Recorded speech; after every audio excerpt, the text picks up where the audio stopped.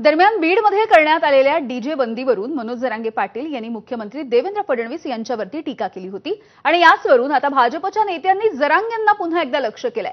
जरांगेंनी फडणवीसांबद्दल अपशब्द काढला तर त्यांची जीभ हातात काढून देण्याचा इशारा सुद्धा नितेश राणे यांनी दिलाय। सुसंस्कृत महाराष्ट्र जरांगेंना कधीही माफ करणार नाही। डीजेवर बंदी घातली मुंबई उच्च न्यायालयानं।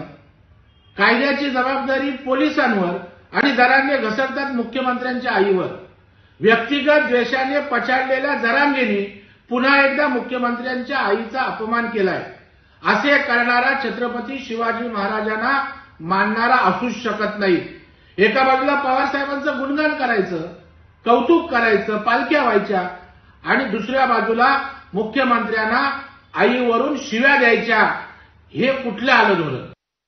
एवढीच जर तुम्हाला खाज आहे तर ज्या शरद पवारांनी तुम्हाला एवढे वर्ष आरक्षण दिलं नाही त्या शरद पवारांचं नाव का घेत नाही? आणि तुम्हाला निवडणुका आल्या की राजकीय भांडवल फुटतं आणि आरक्षणाचं तुमची नौटंकी सुरू होते। जर तुम्ही याच्या पुढे देवेंद्रजी आणि त्यांच्या आईबद्दल एक अपशब्द जरी बोलला तर तुम्हाला तुमच्या भाषेत उत्तर द्यायला आम्ही कमी करणार नाही। शिवराळ भाषेमध्ये देवेंद्रजींच्या आईबद्दल वापरलेले शब्द हे अतिशय चुकीचे आहेत। शरद पवार साहेब सरकारमध्ये असताना त्यांनी मराठा समाजासाठी कुठेही आरक्षण दिलं नाही किंवा मराठा समाजाच्या हिताचा निर्णय घेतला नाही।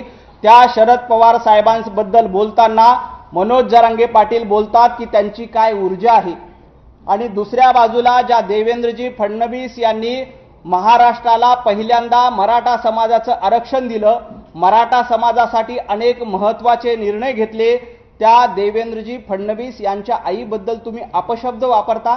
मराठा समाज देखील सुज्ञ आहे, महाराष्ट्रातील जनता सुज्ञ आहे।